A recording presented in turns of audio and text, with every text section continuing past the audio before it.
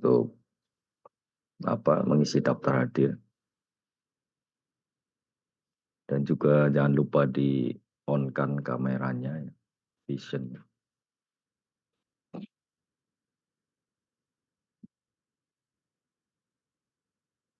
Oke baik, saya sudah setup juga di e-learning ya untuk yang hari ini. Terkait dengan topik kedua ya, data warehouse. Ya, kemudian daftar hadirnya ini pertemuan keempat ya. Kemudian juga saya sudah upload assignment 2, nanti kita jelaskan ya di, di akhir sesi ini. Dan juga midterm project ataupun review paper. Sebab sudah masuk minggu keempat, jadi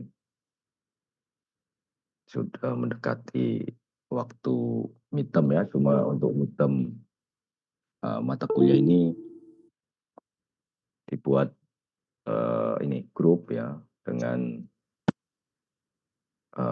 membuat ini review paper ya setiap kelompok. Dan nanti ada presentasinya ya, jadi penilaiannya itu biasanya minggu ke-12 ya. Diberikan waktu cukup supaya bisa mempersiapkan dengan baik ya. Karena review paper ini atau midterm ini nilainya 30%. Ya, jadi dibuat dengan sebaik-baiknya ya supaya bisa memperoleh nilai maksimal. Baik. Sambil menunggu temannya yang lain.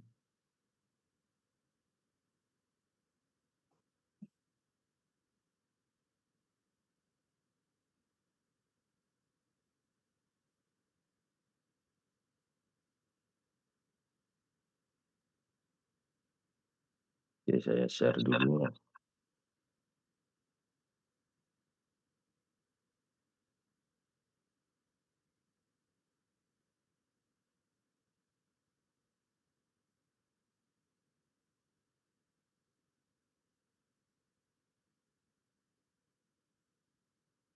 Terlihat di sana?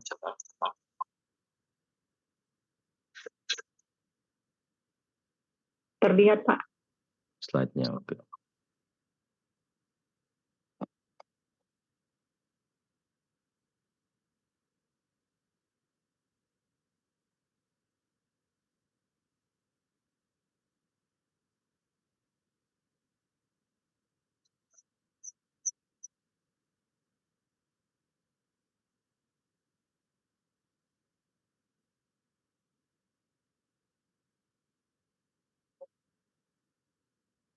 Oke, jadi ini topik yang kedua yaitu data warehouse. Ya, saya kira beberapa mungkin yang latar belakangnya sistem informasi ataupun computing sudah belajar mengenai data warehouse ya, ataupun di database ya. Di database itu ada bagian topik yang terkait dengan data warehouse. Oke, pada lecture ini kita akan briefly review ya, jadi terkait dengan data warehouse dan apa kaitannya dengan big data. Ya, karena big data ini sebetulnya basicnya juga dari database ya. Database, kemudian warehousing-nya, kemudian baru masuk ke big data.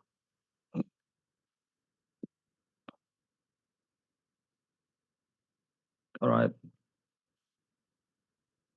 Yeah, so these are the outlines. Yeah. So in this topic we will cover the relational database. Yeah. Ini basicnya relational database, and then OLAP and data warehouse, and raw store and column store, and interactive analysis of web dataset. Yeah, so these are the relational database. Ya. Ini basic structure-nya. Ya, saya kira semua sudah tahu ya, karena ini terkait dengan database.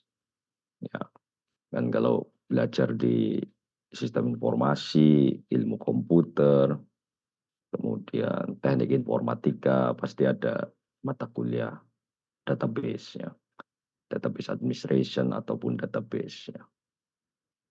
Ya, kecuali kalau topik ataupun bidangnya lain ya mungkin harus membaca sendiri. Tapi kalau yang terkait dengan computing dan IT pasti ada materi terkait dengan database. So this is the basic structure. Ya. So given the set of the data, ya, jadi D1, D2 sampai dengan Dn, ya, relation of R, ini relationnya is a subset of D1, ya, times D2 times ya up to the Dn. Ini jadi relationship-nya ya, relation is a set of n tuples dari D1. Jadi konten dari database itu adalah attribute-nya ya kan. D itu datanya, database-nya, kemudian setiap database ini ada atribut-atribut.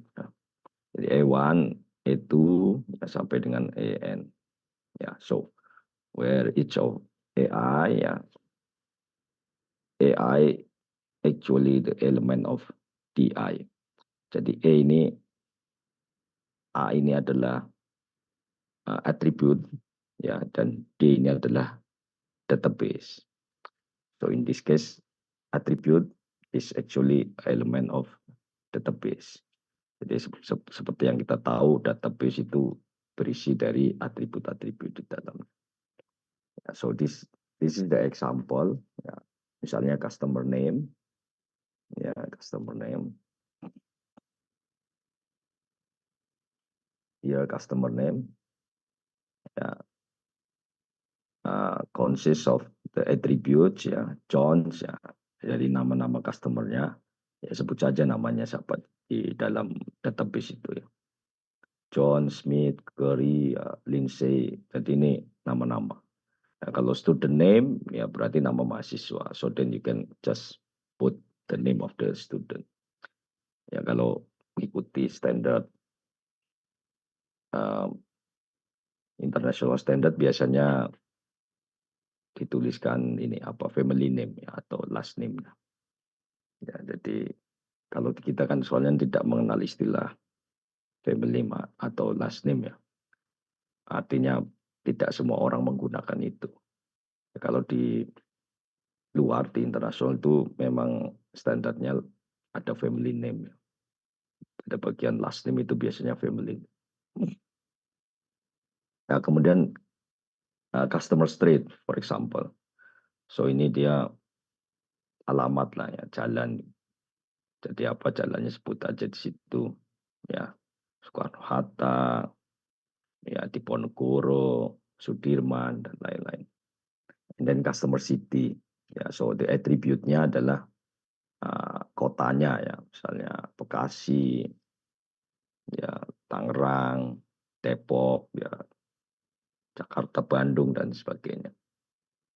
So the content of the city, and then R the relation, ya. So relationnya means that ya disebut di awal ini Jones berarti dia relation dengan customer street-nya adalah main, ya the first one, and then customer city-nya adalah Harrison.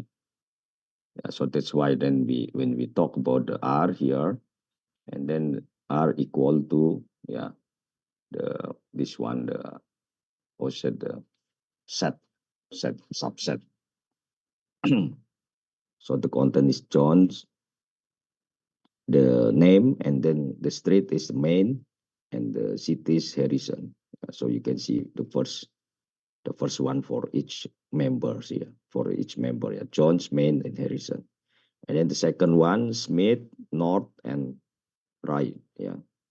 And the third one, yeah, Curry, yeah, in this case, Smith and Curry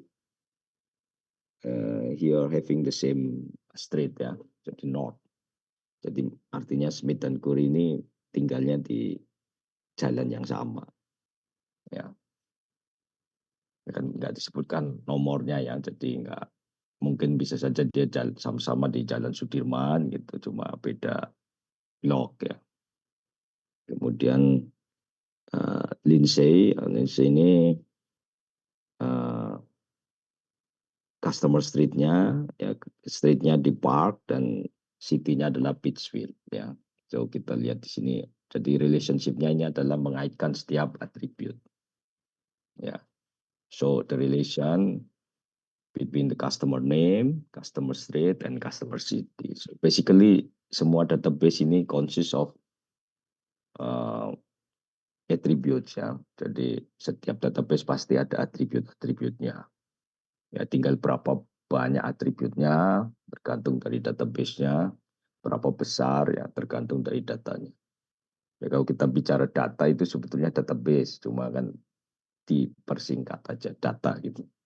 Ya, tapi sebenarnya itu diambil dari resource-nya adalah database. Alright. Yeah, so this is the relation scheme. Yeah. So A1, A2, A up to AN are attributes, and R equal to the set of A1. Ya. Jadi relation scheme-nya ini, ya, jadi relation scheme-nya A1, A2, up to AN. Customer scheme-nya menjadi customer name, customer street, and customer city. So ini relational database ya, the basic one.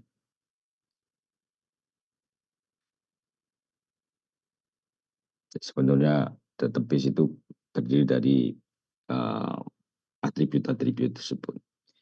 So the current values here, the element T or of R, ya, is a tuple represented by a row in a table here.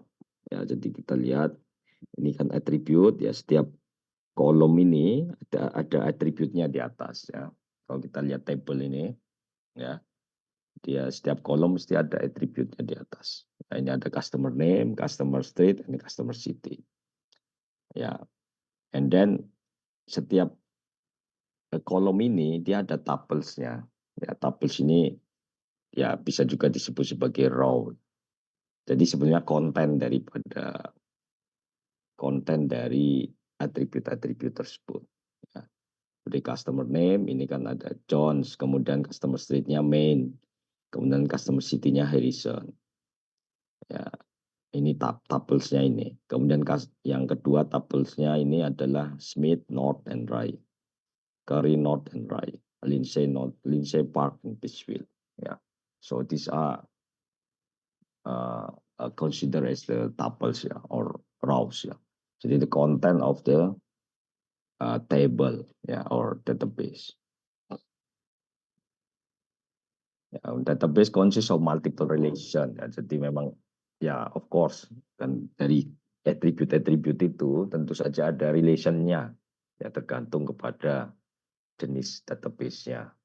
Ya, information about an enterprise is broken up into parts. Ini contohnya with each relation storing one part of the information. Ya, for example here ya, account ini menyimpan stores information about account. Ya, ini katakanlah bank ya. So bank banking database dalam di banking system ya. Account ya, stores information about account, and depositors itu stores information about which customer on which account. Jadi customer yang mana mempunyai account yang mana. Nah, setiap customer kan mempunyai account. Ya kan kalau kita buka account di bank itu pasti setiap customer punya account. Hanya satu customer mungkin bisa punya beberapa account. Betul ya? Di Indonesia bisa kan? Bisa misalnya punya account di BNI. Satu orang kan bisa punya beberapa account kan? Bisa punya beberapa nomor account bisa kan? Kalau di Indonesia. So kalau di sini nggak bisa gitu. Satu orang hanya ada satu di bank itu. Itu. Kalau di Indonesia bisa kan? Bisa nggak? Bisa, Pak. Bisa ya. Misalnya saya sudah punya account. Nomornya harus satu, Pak. Ya. Nomornya harus satu. Kalau nomornya harus satu berarti nggak bisa dong. Customer-nya, Pak. Kalau ID customer-nya harus satu karena kita cek nomor KTP, Pak. Nomor KTP-nya dicek. Ya, tapi mungkin bisa punya beberapa nomor. Ya, Cuma boleh, Pak. oke. Ya. So kalau di sini nggak bisa, sini hanya satu customer, satu ID, satu account di bank tersebut. Dia boleh punya account di bank lain, gitu. Tapi satu saja. Sepertinya memudahkan pengawasan ya, kontrol. Kalau buka account di bank lain bisa. Then storing all the information as a single relation ya, such as a bank ya. Jadi ini kalau katakanlah ini database-nya bank, ini attribute-nya adalah account number, ya, balance, customer name, ya, ya dan lainnya ya. Dan bisa apa account, bisa juga customer name, bisa juga ID ya, customer ID-nya, sebagainya. And then result in repetition of information ya to customer on an account. Itu. And then the need for null the values and so on. Tapi ada juga, soalnya ada juga yang account bersama ya. Kalau di Indonesia kan ada istilah account bersama ya. Jadi ada 2 atau 3 nama dalam satu account. Masih bisa seperti itu ya. Masih ya. Kalau misalnya ada satu grup atau kelompok ya, kemudian dia mau buka account ya, ataupun satu organisasi, ya, yayasan dan sebagainya. Kemudian untuk memverifikasi, jadi nggak hanya satu orang yang tanda tangan pada saat pengambilan account, yaitu diberikan 2 atau 3 nama. Jadi ada saksi-saksinya di situ. Ya, kalau account-nya milik bersama. Alright. Ya, so this is a banking example ya. Jadi kalau misalnya branch ya, kita bicara branch ya, bank, so dia ada branch name, branch city, dan asetnya. Kemudian untuk customer-nya ada name, ada street, ada customer city. Account ya. Jadi ini possibilities-nya jadi banyak ya. Untuk banking example aja kita bisa bicara branch-nya, customer-nya, account-nya, loan-nya, depositor-nya, borrower-nya. So masing-masing ada different attributes ya for each one. Kalau satu entity ini ada, katakanlah ada 3 atau 4 attributes, tinggal dikalikan berapa. Ada 6 berarti ada 24 attributes. Ya, kemudian untuk relationalnya bisa ada beberapa kategori ya, kategori primitive dan operation yang lain. Ini untuk relational algebra-nya dari setiap attributes itu ya. Ya, ini terutama untuk operation pada saat kita menggunakannya di database administration. Ya, tapi kita di sini tidak membahas detail karena ini untuk materi database sebetulnya. Right, then the next topic and next subtopic is about the OLAP and data warehouse. Yeah. So OLAP ini kaitannya dengan OLTP, ya, online transaction processing. So what are the difference between OLTP and OLAP? Yeah, so based on the terminology, we can say that online transaction processing here. So ini kita bisa bedakan dari typical application-nya ya, antara OLTP and OLAP. So typical application, user facing-nya. Ya. So this one actually bentuk interaksinya ya, interaksi antara user dengan sistemnya. Kalau OLTP ini lebih ke arah user facing, artinya user interface ya, user interface-nya. Kalau di OLAP itu lebih ke arah back end processing. Kalau ini front end ya, ataupun user interface yang OLTP. So, typical application-nya kalau OLTP ini e-commerce, ya, banking and airline reservation, since the name is a transaction. So it will be related to the transaction mostly. Jadi ini semuanya berkaitan dengan transaction kalau yang online transaction. Such as e-commerce, banking, airline reservation. Ya semua ya, termasuk online shopping. Selagi ada transaction-nya itu kita kategorikan dalam OLTP. Ya itu ya seperti e-commerce tadi, online banking, airline reservation pun ya semua ticketing ya. Misalnya kalau di Indonesia itu ada apa? KAI ya, kereta api itu kan juga transaction beli tiket ya, kemudian bayar. Itu kereta api ya, train reservation. And then dari segi front end-nya, user facing ya ini front end itu real time ya, low latency and highly concurrence ya. Dia sebab langsung berinteraksi kan kalau kita buka landing page-nya ya menggunakan e-commerce system katakanlah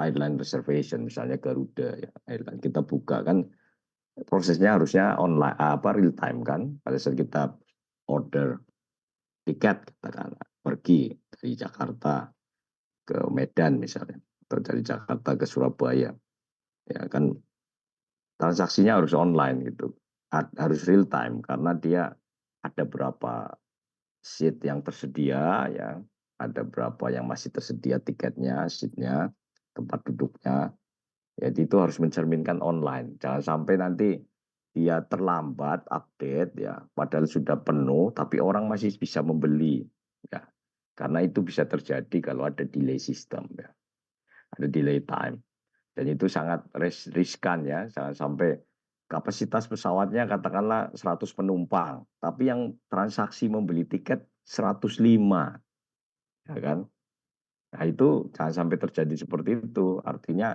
itu tidak betul-betul real time ya. Atau boleh dikatakan high latency padahal dalam case uh, front end OLTP ini dia harus betul-betul real time yang low latency. Jangan sampai ada delay ya, walaupun sebentar delay itu tapi bisa mengakibatkan ya tadi kesalahan sistem sehingga harusnya cukup 100, ya penumpangnya hanya bisa maksimum 100, tapi yang order sampai 105. Soalnya kan pada tanggal jam yang sama gitu. Nah, itu kan bisa membahayakan itu. Artinya membahayakan dari segi merugikan customer ya kan kalau merugikan customer mesti kan akan ditolak karena kapasitas penumpang hanya 100 tapi yang transaksi 105 ya kan nah, itu kemudian dari segi task ya relatively small set of standard transaction queries jadi ini tidak besar ya standard transactionnya small set ya istilahnya and then data access patternnya dia random ya random reads updates and writes and then OLAP ya online analytical processing ini typical application-nya untuk business intelligence ya as the name is the analytical processing so actually this application is for the business intelligence and data mining jadi lebih ke arah analysis ya ya mostly for the analysis jadi resultnya atau outputnya ini nanti biasanya decision ya kan dia ada prosesnya yang disebut dengan analytical ya, beda dengan yang tadi transaction ya, transaksi itu cepat ya kan makanya dia hanya small set of data ya kemudian dia harus low latency dan juga real time tapi kalau OLAP ini dia lebih ke arah back end ya, processingnya back end jadi di belakang bukan di depan ya. Kalau front end itu kan lebih ke user interface, nanti interaksi antara pengguna dengan sistemnya. Tapi kalau di OLAP ini berarti dia processingnya, ya back end ya. Ini dia batch workload, ya less concurrency, kemudian tasknya juga lebih kompleks, ya datanya lebih banyak, ya karena ada proses analytical di situ ya. And the data access patternnya dia table scanning, ya large amount of data per query dan lebih besar. Ya. Karena memang tidak harus cepat ya dalam prosesnya. Beda dengan yang OLTP yang tadi. Ya. So ini comparison ya between the OLTP and OLAP ya in database workloads. And then OLTP ya. So database operation ya involve the online transaction processing ya. Ya most of the database operation ini kalau dia melibatkan online transaction processing biasanya akan short, simple, ya frequent queries, ya modification dan involving a small number of tuples, ya. Ya karena kalau kita ngisi, coba kalau pesan ya reservasi, misalnya tiket pesawat, kan kan sedikit aja yang diisi kan, nggak mungkin disuruh cerita perjalanan dari mana ke mana nggak akan.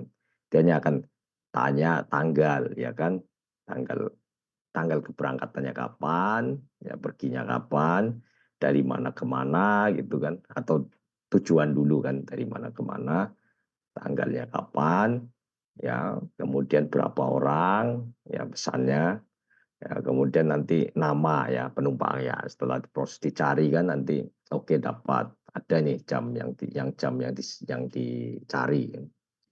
Misalnya Jakarta ke Surabaya jam 3 PM, jam 3 sore itu kan. Oke, dapat. Nah, kemudian tinggal ditulis nama penumpangnya, siapa yang pesan. Mau 1 orang, 2 orang, 3 orang ya. Nah, ditulis. Tapi semua basic ya. Pertanyaannya simple-simple aja. Jadi hanya short saja ya. Short and simple ya.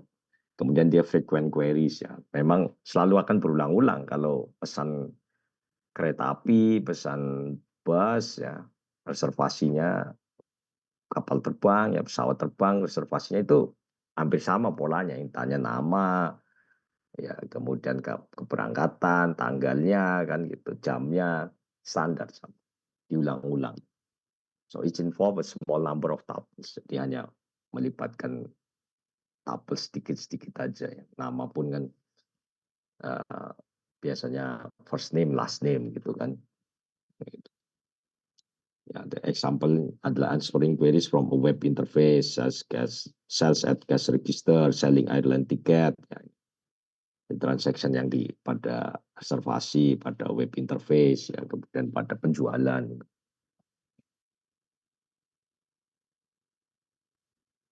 Kemudian untuk yang OLAP, ya,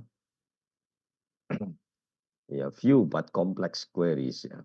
Jadi OLAP ini cenderung lebih besar daripada transaction, tapi juga tidak hanya lebih besar tapi juga kompleks queries-nya. Ya karena namanya juga analytical ya, jadi banyak melibatkan proses di situ ya dan juga atribut-atribut yang ada di dalam database ya. Dan may run for hours ya. Means that dalam prosesnya analytical OLAP ini, online analytical processing ini, itu memerlukan waktu berjam-jam ya. Tidak sebentar, kalau transaction kan kalau kita isi semua detailsnya mungkin 5 menit 10 menit langsung di klik resolve, keluar ininya details itinerary-nya ya kan, perjalanannya, nama, tanggal berapa, pesawat jam berapa, tujuan kemana, ya, cepat saja kan. Tapi kalau analytical processing tidak cepat, tidak bisa begitu karena banyak yang terlibat, banyak yang dilibatkan, datanya kompleks ya, query-nya juga banyak ya, jadi tidak cepat. Nah, ini juga perbedaan antara OLAP dan OLTP. Ini OLAP examples ya. Jadi biasanya analyze customer ya. Jadi Amazon ini analyze purchases by each customer ya, to come up with an individual screen with product interest of to the customer. Dia berupa nanti bisa, makanya kalau kita belanja ya di satu tempat kadang-kadang dia menawarkan membership. Jadi anggota. Hampir semua store sekarang menawarkan jadi anggota ya. Mulai dari yang kecil-kecil katakanlah retail-retail kayak Alfamart, Indomart kan.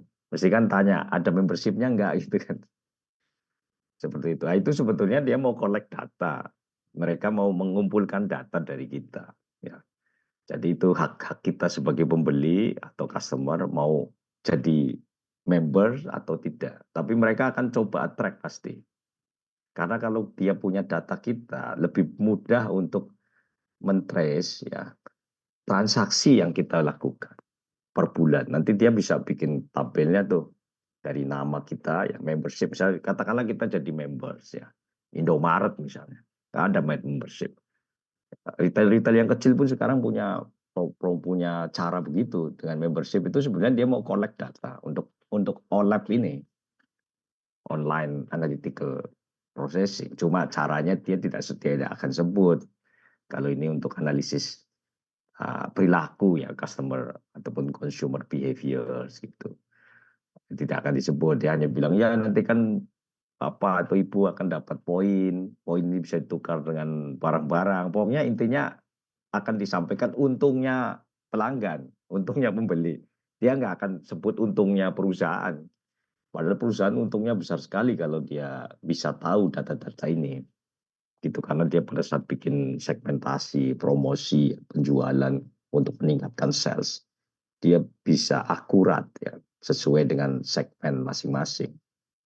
Gitu. Jadi kalau kita sudah berikan data itu, ya kan nanti nama, biasanya tempat tanggal lahir, ya tanggal lahir paling enggak, kan dia mau kategorikan nanti dari segi usia, ya.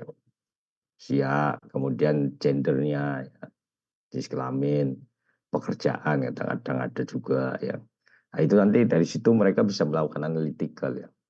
Kadang-kadang di beberapa shopping market ya ataupun supermarket dia sebut penghasilan. Penghasilan kita tiap bulan itu estimate berapa, dikasih range kan.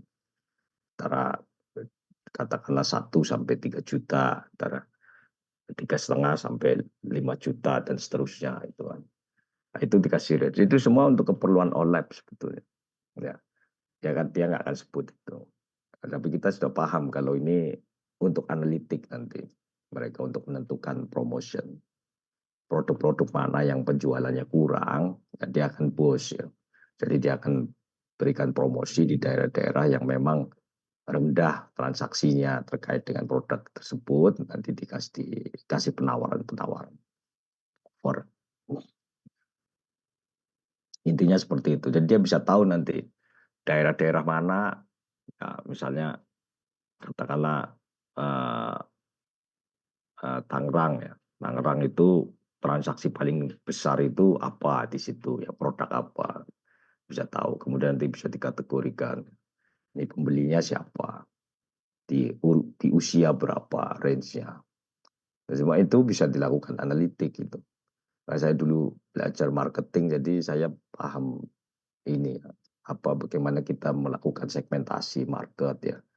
Larinya nanti ke strategi pemasaran. Ya, jadi perusahaan nanti akan memberikan decision untuk menaikkan penjualan ya. Jadi pada saat akan melakukan promosinya itu bisa tepat, tepat sasaran di daerah mana gitu. Daerah mana yang drop penjualannya, daerah mana yang produk-produk tertentunya tidak laku gitu. Nanti dia akan push ya, dia akan offer, berikan penawaran-penawaran. Ini terkait dengan OLAP. Ya, and then this one is the OLTP, OLAP architecture ya. Jadi basically dari transaction tadi ya. Jadi kan pertama kita transaction nih, kalau kita pergi ke store ya, kalau kita punya member nggak ada, bisa langsung dikasih, oke saya ada membership nih Mbak gitu kan ke kasirnya atau ke apa namanya teller ya. Ada membership, nanti dilihat oh ya ada, tinggal di scan barcode-nya nanti muncul data kita di situ. Nah, kemudian transaksi ya, produk-produk yang dibeli kan keluar.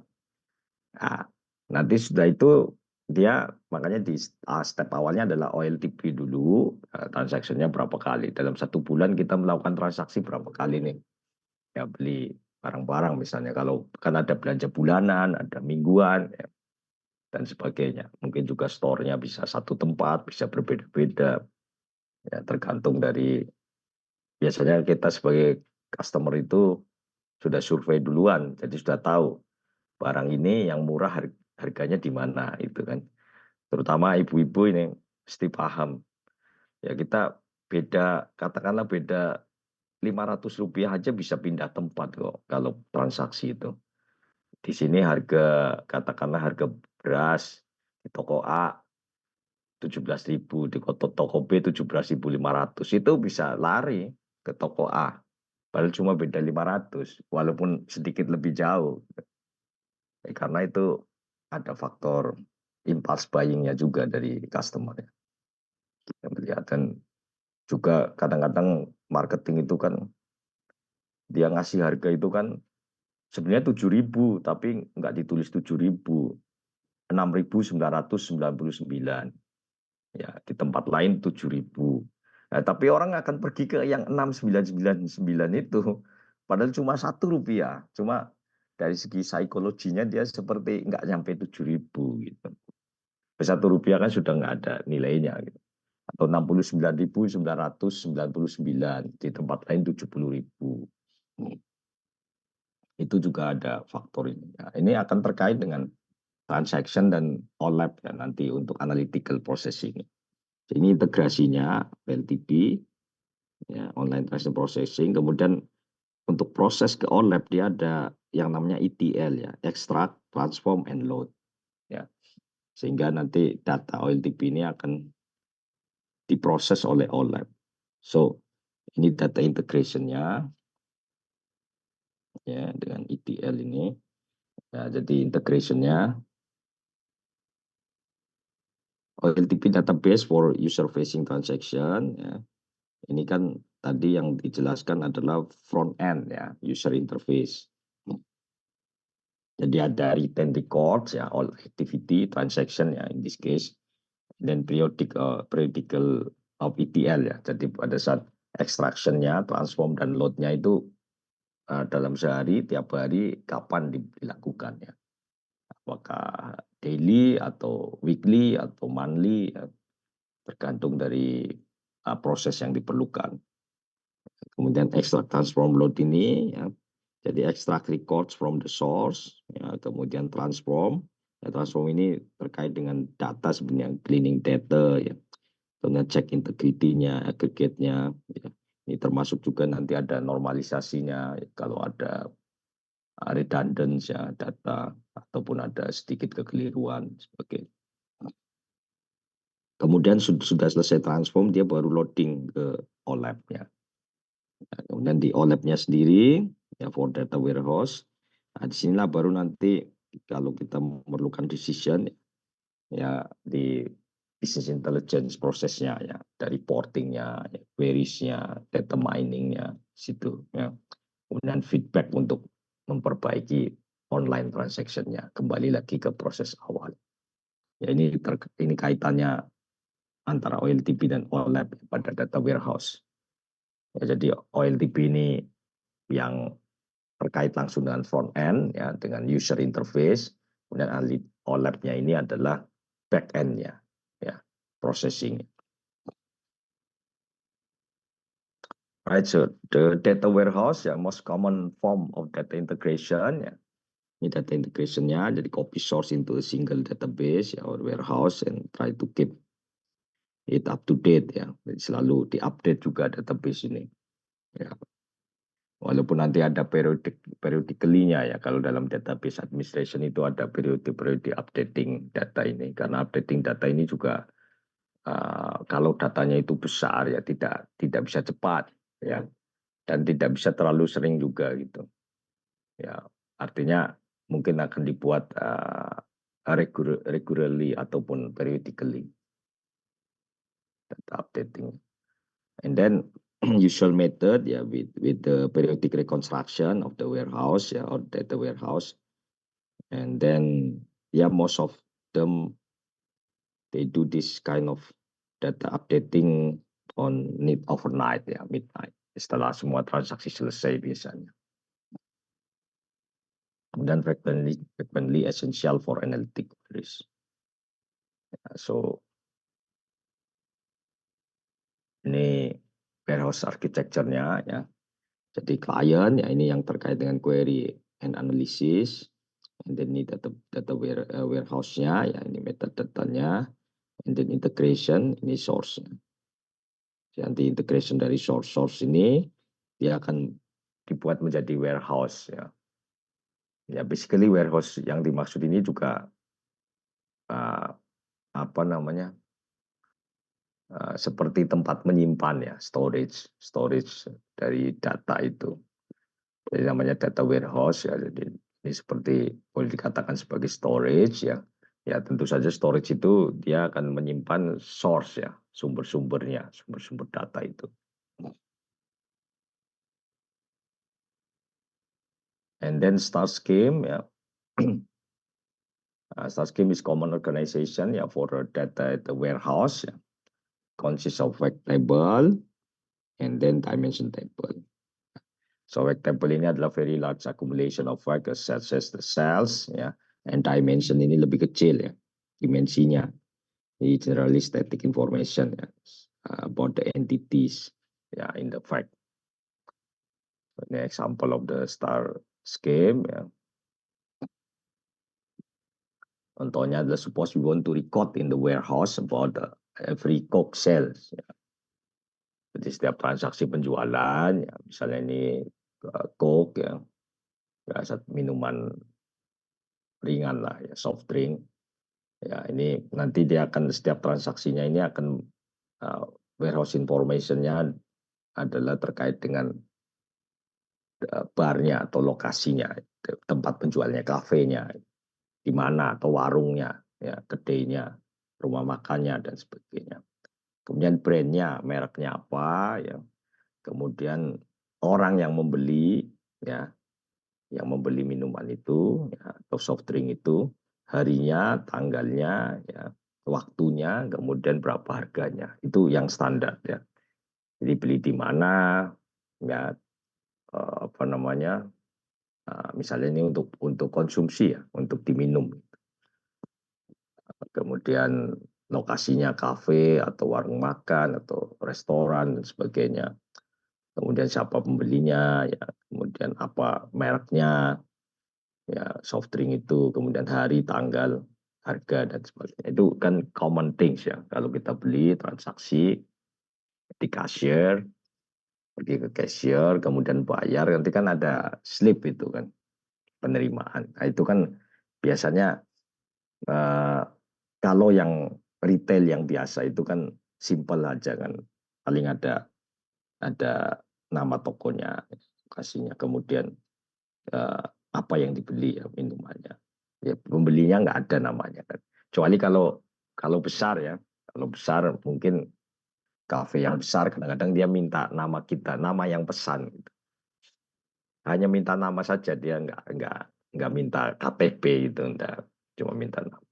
Jadi bisa sebut aja siapa-siapa. Ya, ini untuk data sebetulnya ini terkait dengan fact table.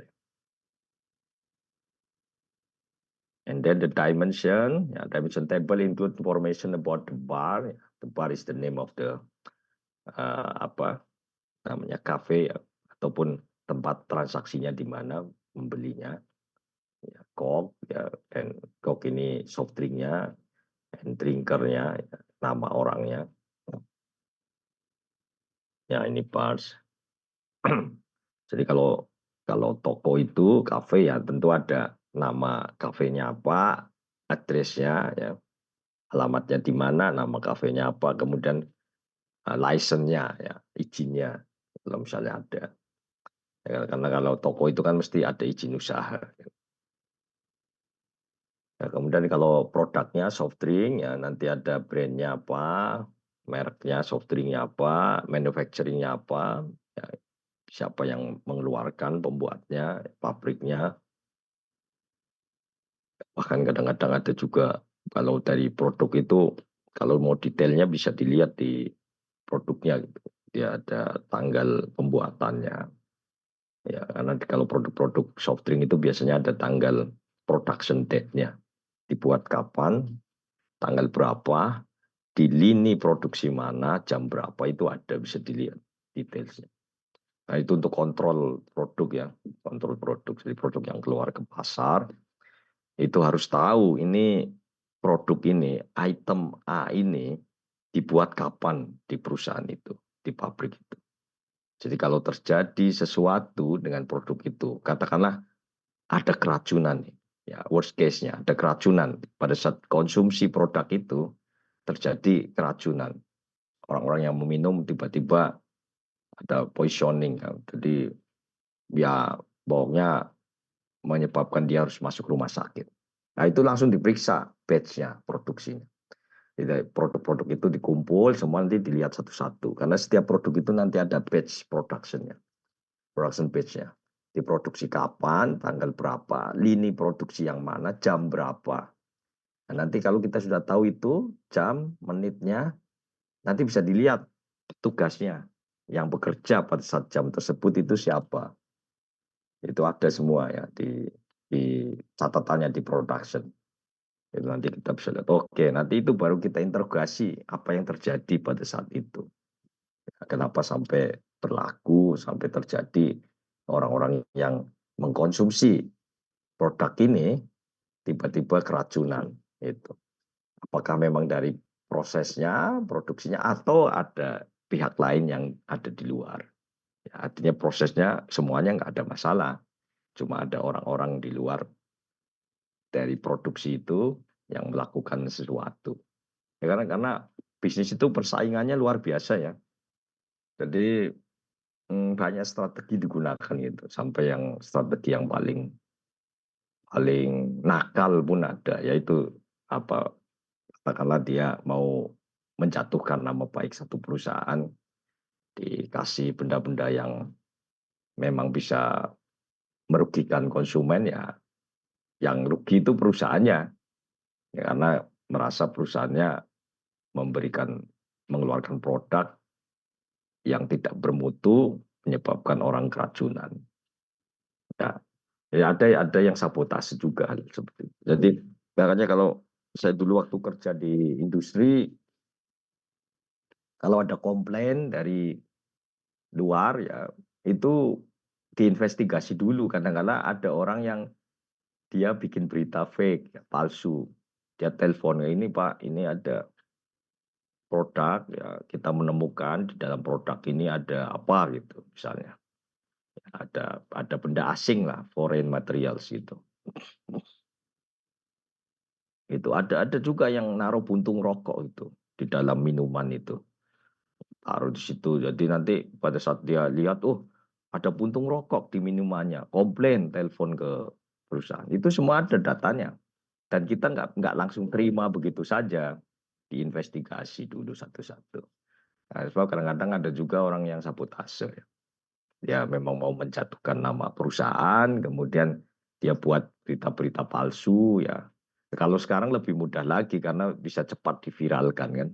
Nah, makanya kalau ada berita-berita seperti itu harus dicek betul-betul karena belum tentu betul ya.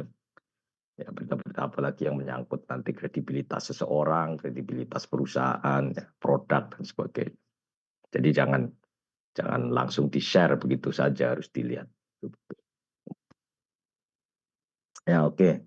So ini visualization-nya yang star scheme, ya kenapa dinamakan star, ini karena seperti ini ya. Jadi ini dimension attribute-nya. Ya. Nanti dimension table, ini dimension attribute, kemudian dependent attribute. Yang dimension attribute ini ada 3, ya masing-masing ada isinya ini dimension table, ini nama barsnya atau nama kafenya, kemudian ini nama produknya, ya. Kemudian yang ini nama orang yang membeli, ya. Atau drinkers ini disebut. Ya, ini seperti star, seperti star. Ya. Kemudian ini adalah katakan di sini lain-lain ya, yang lainnya. Jadi misalnya attribute-nya apa gitu. Nah, ini kan ada cafe, ada merek soft drink-nya, ada nama orangnya, ya katakan ini bisa saja alamat gitu. Tapi sudah ada di bar situ sebenarnya di cafe ini. Bisa disebut yang lain lah, katakanlah nanti kalau sudah alamat itu masuk di dalam kafe ini, kemudian bar sini, kemudian ini merek-mereknya, ini apa drinkers ya pembelinya. Nah, ini kalau diperlukan yang lain ini bisa diletakkan di sini ya, selain daripada kafe, pembeli dan merek ya. Kemudian dependent attribute-nya ini disediakan 2 slot misalnya untuk attribute yang lain. So basically ada 2 attribute di sini ya. Ya, 2 classes of variable attributes. Ya, the first one is the dimension attributes ya. So ini key of the dimension table.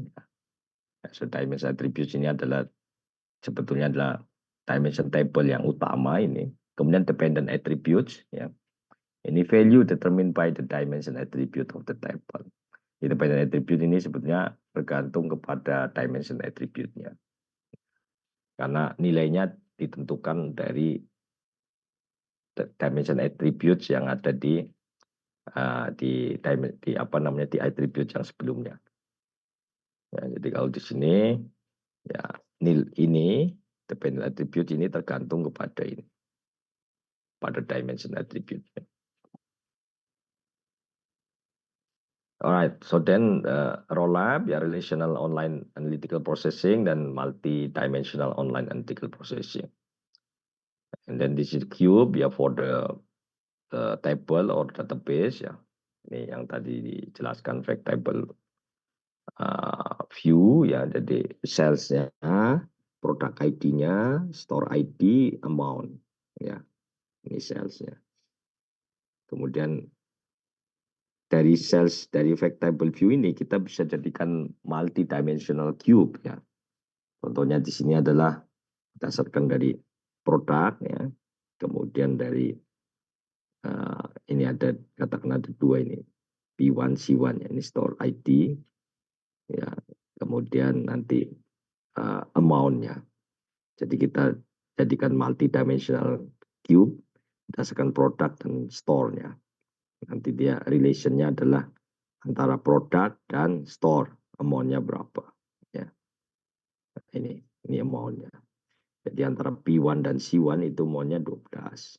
P2 dan C1 amount-nya 11. P1 C3 amount-nya 50. P2 C2 amount-nya 8. Ya ini. Nah, yang lain kalau tidak ada informasinya berarti 0 ya, 0. Nah ini kalau 2 dimension.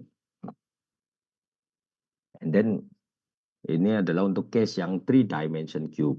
Ya. Jadi tidak hanya 2 dimensi tapi juga bisa 3 dimensi. Jadi vectable view here. Ya. Sales, product ID, store ID, date, and month. Ya. Ini attribute-nya. Ya, kemudian ini tuples-nya. Ya, ini attribute-nya tuples.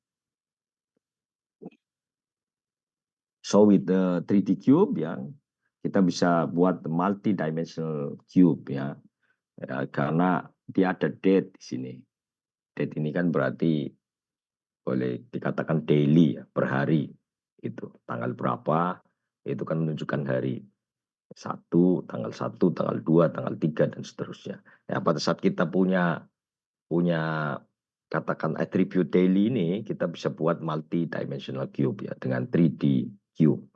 Jadi nanti day one attribute-nya sama ya. Cuma dia transaction on day one ya. Ya P1 C1 ya P2 C2 ya P2 C3 P1 C2 P1 C3 and so on. Nanti dicocokkan aja di sini. Ya kemudian day 2 ya. Hari kedua. Jadi nanti ini yang day 1 ada 4 aja. Yang day 2-nya hanya ada 2.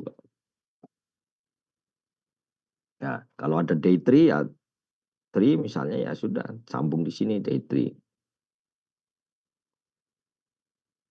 dan seterusnya.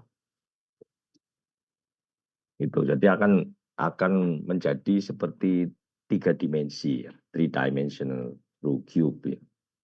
Datanya akan menjadi seperti 3 dimensi. Oke, inilah yang disebut dengan multidimensional ya. Ya, kalau yang normal itu kan hanya 2 dimensi. Pada saat kita bicara sudah lebih dari 2 dimensi, berarti kita bicara terkait dengan multidimensional cube. Ya, ini multidimensional cube ya, size volume as the function of the product, month and region. Ya. Here ini produknya. Ya, ini month-nya, ini region. Jadi ini katakan ini Y ya, Y ini X, ini Z. Nah, ini sudah 3 dimensi kan. Dimension ini product, location, time misalnya. Ya, so hierarchy, summation, path. Ya. Ini, jadi nanti akan terbentuk seperti ini. Ya, ada areanya, wilayahnya. Ini contohnya. Ya, sample of data cube with 3 dimension. Ya, jadi ini produknya ya VCR, PC, NTV. Ini date-nya. ya first quarter, second quarter, third quarter, fourth quarter. Ya, kemudian ini country ataupun regionnya, US, Kanada, Meksiko. Nah, ini total, sum itu total. Ya, summation ya semuanya. Jadi dapatlah ini 3 dimension ya cube ya, sample data cube. Ya, karena dia ada quarternya. Jadi kuartal pertama, kedua, ketiga, dan keempat. Nah, kemudian cuboidnya, bagaimana constructing the cuboid ya, to the cube. Ini untuk all-nya. Kemudian kita lihat dari masing-masing. Ya tadi ada attribute date, ada attribute country, attribute product. Nah, ini 3 attribute. Ya kemudian nanti setiap attribute ini ada relationnya. Jadi antara date dengan country akan ketemu di sini. Kemudian antara date dengan produk akan ketemu di sini. Ya, kemudian antara produk dan country akan ketemu di sini. Ya. Kemudian untuk semuanya, ya ketiga-tiga attribute ini, produk, date, dan country ada di sini. Ya, dia menghubungkan antara ini, date dan country dengan produk dan date. Ya, jadi nanti dia akan terbentuk ya cuboid ya. Dari 1 dimension, 2 dimension, dan 3 dimension. Alright. And then the last one is about the row store ya, ini row store and column store I think this one. Ya, jadi ini terkait dengan row store and column store. Ya, kalau kita lihat row store, ya ini yang sebelah kiri. Ya, in row store data stored in this tuple by tuple. Ya, jadi tuple by tuple ya, berdasarkan row, berdasarkan baris. Ya, ini row store. Ya, kalau column store, ya ini kita split ya berdasarkan attribute ini. Where in column store, data store in this column by column. Jadi dari sini ya ini atributnya date, kemudian masuk ke tabel-tabelnya tapi berdasarkan kolom. Kemudian store ya masing-masing. Price, customer price ya. Nah, ini yang kolom store. Ya, jadi tadi yang row store itu dari slot dari samping ataupun dari row, dari baris. Ya, kalau kolom store ini dari atributnya, setiap atribut. Ini row store compare to the volume store. Row store versus column store ya. Ya, misalnya ini Sybase, column store IBM, Microsoft. Ya. Ini value-nya katakanlah transaction, ya. Ini sales amount-nya, kemudian ini date-nya misalnya. Ya. Ya, ini column store. Kemudian yang row store-nya seperti ini. Ya. Row store-nya diambil dari tabelnya saja. IBM 60.25, 10.000, tanggal 15 bulan 1 2006. Ya, row store. Oke, sekarang apa perbedaan ya antara row store and column store? Ya. Kelebihan dan kekurangan plus minus ya, ya advantage and disadvantage. So row store ya, easy to add or modify record. Ya. Row store itu lebih mudah untuk menambahkan atau modifikasi recordnya ya. Ya, dari tabel itu, dari row itu dikatakan lebih mudah kelebihannya. Tapi kekurangannya dia harus membaca might read in unnecessary data. Ya, kalau ini kan row store nih, memang dia akan langsung mengallocate, oke IBM, kita bisa langsung tahu semua. Ini salesnya, ini amount-nya, ini tanggalnya. Ya. Masalahnya kalau kita mau mengubah amount misalnya ini, kita harus baca dari awal. Ya. PM ini. Baru nanti ketemu. Ini kebetulan atributnya sedikit kan, hanya ada 4. Ya. Mereknya, brandnya, salesnya, amount-nya, dan date-nya. Sekarang coba bayangkan kalau atributnya ada 50 misalnya, atau 100. Ya. Di row itu ada 100. tentu tidak mudah untuk mencari yang nomor 40, harus dilihat dari awal kan. Dari nomor 1 dulu, mau lihat yang nomor 50 di sini, kita harus lihat yang pertama dulu. Misalnya ini ada 60 atribut. Ya, ada 60. Mau lihat yang 50, itu kita harus lihat dari 1, 2, 3, 4, 5, sampai dengan 50. Itu kekurangannya, kelemahan. Kelebihannya kita bisa langsung allocate. Oke, IBM, langsung tahu IBM, Microsoft. Tapi pada saat kita mau mencari item tertentu, apa namanya, atribut tertentu, value-nya itu memerlukan waktu lebih lama. Ya, sedangkan column store, ya, kelebihannya adalah only need to read in relevant data. Jadi pada column store kita bisa langsung baca di mana data yang relevan. Kita tidak perlu scan dari awal, tidak perlu lihat dari awal, dari pertama. Kalau kita mau cari ini ada atribut jumlahnya 50. Kita mau cari yang 42, nomor 42 di IBM. Itu bisa langsung menuju ke 42, tidak perlu melihat dari satu. Ya. And then disadvantage-nya tuple right require multiple accesses. Jadi tuple ini dia memerlukan multiple access ya pada saat mau menuliskan ya, karena memang dia langsung ke ke tuple yang dituju ya, tapi dia pun memerlukan akses ke dalam tuple tersebut langsung. Oke, kalau dari sini ya kira-kira untuk big data itu cocok yang mana? Row store atau column store? Ya, yang mana? Coba, coba. Ya, yang mana? Coba, yang mana? Kemudian apa alasannya?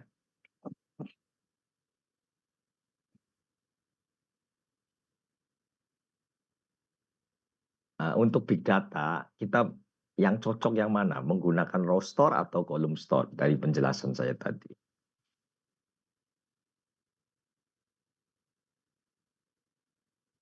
Coba ada pendapat mana yang biasa dengan data ini? Silakan berpendapat. Apakah column store ataukah row store? Column store ya Pak. Column store. Ini siapa ini yang ya kenapa column store? Karena biasanya atributnya dibuat dalam kolom-kolom. Atributnya dalam kolom-kolom. Oke. Ya, column store. Ada lagi pendapat lain silakan ya.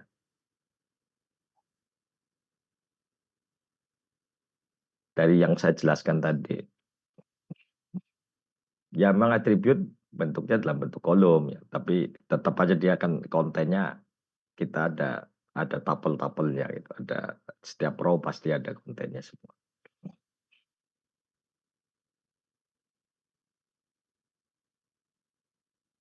Column store, Pak. Column store ya. Alasannya Alasannya biasanya untuk data yang banyak itu yang dicari data agregasi, Pak. Jadi langsung di blok per kolom. oke, ya. Ya, itu jawabannya ya. Jadi karena yang diperlukan kita pada saat kita deal dengan big data ya, datanya besar sekali. Kalau kita mau mencari data di lokasi tertentu, kan paling cepat kalau kita sudah tahu relevan datanya, lokasinya di mana. Kalau kita menggunakan raw store, semua harus di-scan, semua harus dilihat dari awal. Ya. Tapi kalau kita menggunakan column store, kita bisa langsung menuju ke objek data yang relevan itu. Nah, sehingga lebih cepat. Ya, raw store bisa juga digunakan, tapi tidak cocok karena apa? Karena akan memerlukan processing time atau access time yang lebih lama. Ya, padahal untuk big data kita perlu proses yang cepat. Ya, kalau prosesnya lama nanti bisa berbulan-bulan untuk memproses big data. Sementara yang menggunakan column store aja masih perlu berjam-jam. Ya, itu jadi basically karena dia akan membaca ini kan. ya, column store. Dia akan membaca hanya data yang relevan aja yang kita tentukan di situ atau yang kita cari, katakanlah query-nya. Ya, dibandingkan dengan row store yang mungkin dia harus might read unnecessary data. Kita tidak mau cari data itu, tapi terpaksa harus dibaca juga, di-scan juga ya dalam sistem. Ya, karena dia harus runtut kan, saling terkait nih kan. Ya, untuk melihat date ini tanggal, kita harus baca dari sini dulu. 1, 2, 3, 4. Ya, ini di row store. Ya, kalau atributnya 4, nggak ada masalah. Kalau atributnya ada 100, datanya ada sekian juta, ya berhari-hari, berbulan-bulan untuk mencari satu tabel aja di lokasi tertentu. Tapi kalau column store, dia independen. Something like independent ya. Walaupun nggak 100% independen. Tapi dia seperti ini. Kalau kita mau cari data, cari date ya, tanggal, kita langsung menuju ke tanggal. Query-nya, tanggal kemudian untuk apa IPM tanggal ini. Sudah. Kita nggak ada kaitan, nggak perlu nyari amount-nya, nggak perlu nyari nilainya, sales transaction apa sales-nya, nggak perlu mencari amount-nya, nggak perlu membaca itu. Karena yang kita perlukan hanya tanggal aja dan kita harus tahu produknya. Nah, itulah mengapa dalam case big data itu dia akan menggunakan mostly akan menggunakan column store. Ya, jadi yang kita gunakan seperti Sybase, Vertica, ya kemudian apa yang punya Google ataupun Amazon itu hampir semuanya menggunakan column store instead of uh, raw store. Raw store itu untuk database biasa ya, untuk Oracle, SQL, ya, yang common database. Tapi kalau untuk big data itu dia akan lebih menekankan kepada column store. Oke, ya itu perbedaannya. Jadi yang banyak digunakan adalah column store untuk large data ya atau big data repository. Ya, ini column stores ya untuk yang high levelnya. Jadi dia akan membaca, kemudian dia akan langsung ke posisinya. Jadi dia better compression, in this case execute on the compressed data. Kompresinya juga akan lebih bagus ya. Tapi data kan ya storage-nya kan memerlukan kapasitas yang besar ya. Sehingga kalau kita menggunakan column store dia akan compression-nya akan lebih bagus itu karena dia akan langsung kepada kolom-kolom yang relevan saja. Ya, kemudian ini yang Vertica dan Store ini juga column store ya. Jadi basically semua yang terkait dengan big data itu menggunakan column store ya. Vertica, Store ini juga column store ya. Same as relational data model ya. Tables, rows, columns ya. Kemudian ada primary key, ada foreign key. Ya, hampir sama dengan database yang dipelajari ya. Hanya dia fokusnya kepada column store. Ya, kemudian projection-nya ada single table, multiple tables ya. Ya, original datanya dan physically store sebagai kolom data ya. Jadi ini kan database ya, normal datanya kan. Ya, kemudian untuk kalau ini berupa big data, dia dikonvert ke dalam stored ya, stored as the columns. Ya, ini. Ya, kemudian nanti baru diproses ke apa untuk analytical. Nah, ini processing-nya. Dan dibuat partisi ya, setiap data itu. Ya ini column store yang Vertica itu arsitekturnya.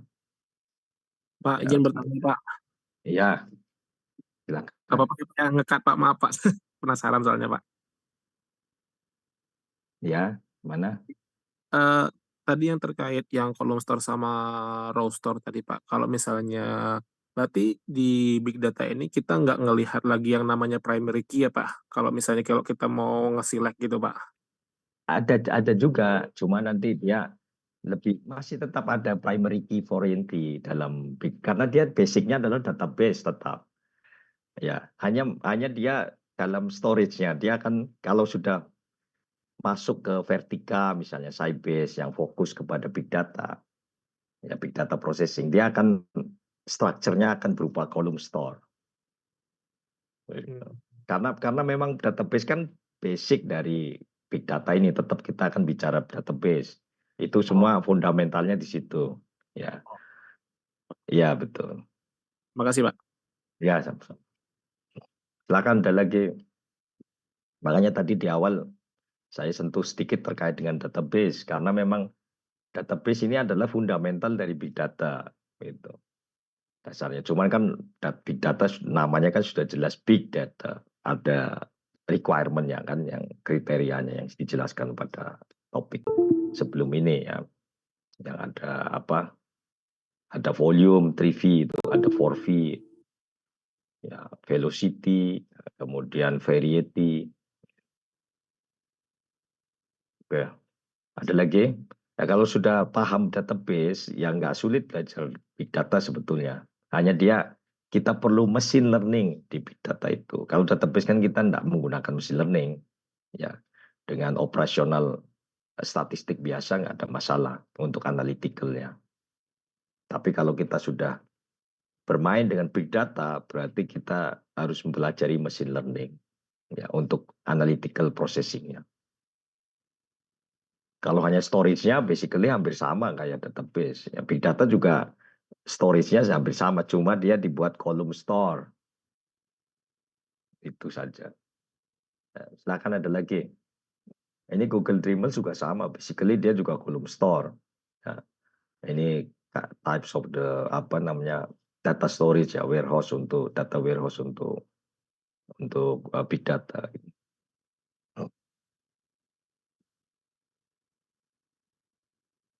Ya kalau yang banyak berkecimpung dalam bidang ini tentu lebih tahu praktikalnya gitu.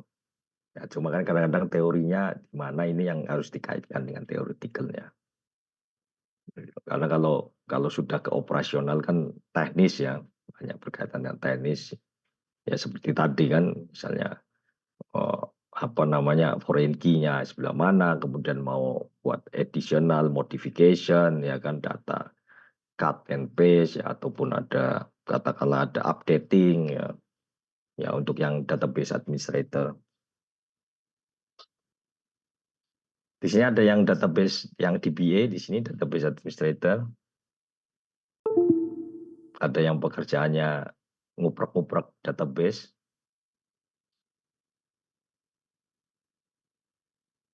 Nggak ada. Ada Pak, tapi Ada. bukan DBA sih. Oke. Tapi pokoknya urusannya database gitu ya. Iya betul Pak. Ya, ya. Ya DBA itu soalnya profesi yang banyak dicari juga ya, di era data science ini. Nah, kalau punya sertifikasi DBA itu kan value-nya lebih tinggi ya.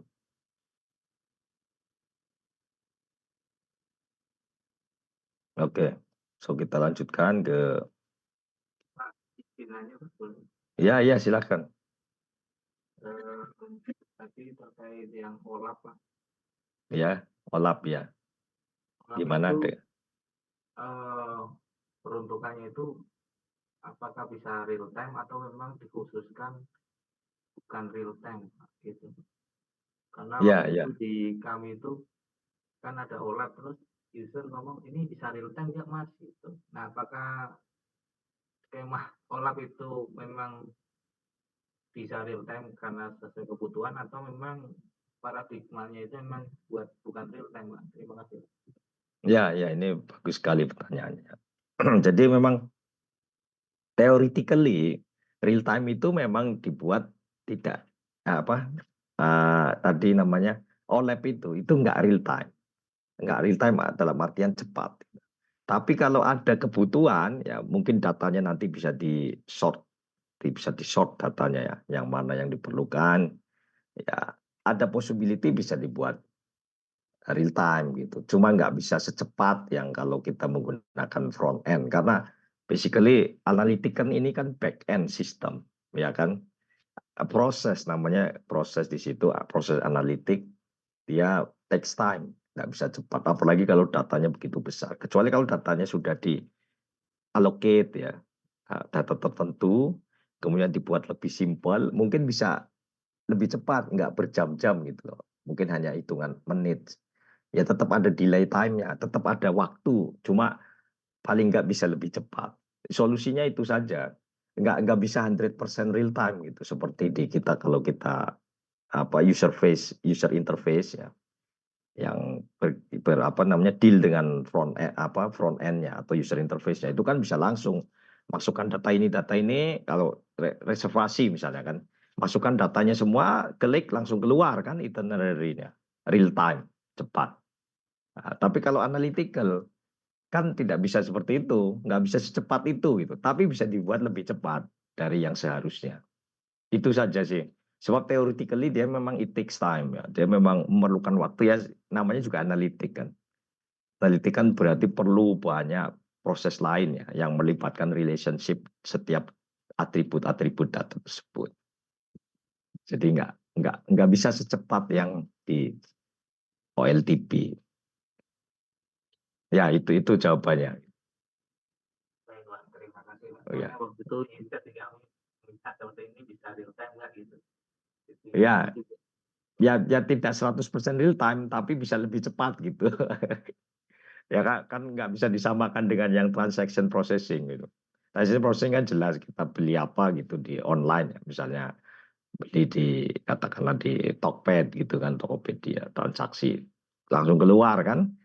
Langsung keluar item yang mau dibeli, tulis semua, keluar jumlah duitnya, uangnya berapa transaksinya, klik next, jadilah masukkan kartu kredit atau apa langsung keluar transaksi real time pada waktu itu juga semua transaksi terjadi. Nah, ya kalau yang analytical kan nggak bisa seperti itu 100% gitu.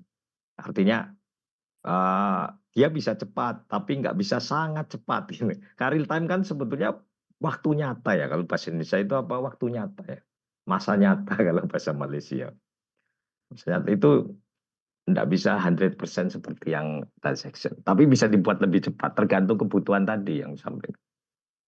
Ya, ada lagi silakan. Ini lebih bagus seperti ini gitu. Discussion, ada feedback ya. Ini kan ini yang lain ini sama ini Dremel. Dremel sistem ini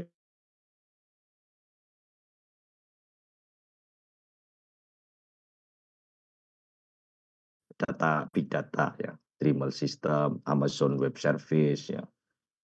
Google, ini kan based on Google. Ini structure-nya ya. Jadi dia berdasarkan column store ya. Kemudian ini query-nya. Ya, ini kolom database-nya yang menggunakan database yang menggunakan column store. Teknik column store untuk warehousing-nya, untuk storage-nya. Ya, semua ini adalah big data sebetulnya. Vertica, Sybase, Monet, Lucid, HANA, Google Dremel, ya, Parcel, and so on. Ya silakan, ini materi yang terkait dengan data warehouse sudah selesai. Silakan ada pertanyaan, ada apa discussion, mungkin yang ada experience silakan bisa sharing di sini.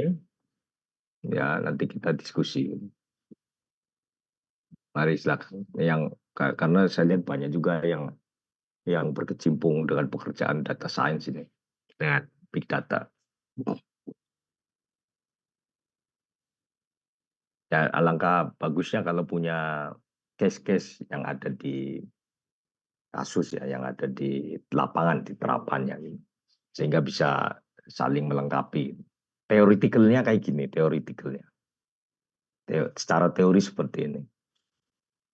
Cuma kadang-kadang pada saat kita bekerja di lapangan, kita perlu pengambilan keputusan cepat kan. Kadang-kadang ada hal-hal yang perlu dimodifikasi gitu. Nggak semua teori itu kita bisa implementasikan 100%. Ya, kalau yang sebab saya kan dulu bekerja juga di industri. Jadi paham antara teori dan kenyataan gitu. Dan apa aplikasinya. Tidak semua teori itu bisa 100% diterapkan di lapangan. Itu kadang-kadang kita perlu modifikasi sesuai dengan kebutuhan ya ataupun aplikasinya. Ya silakan. Ya silakan. Ya Pak. Terkait Star Scheme Pak. Ya.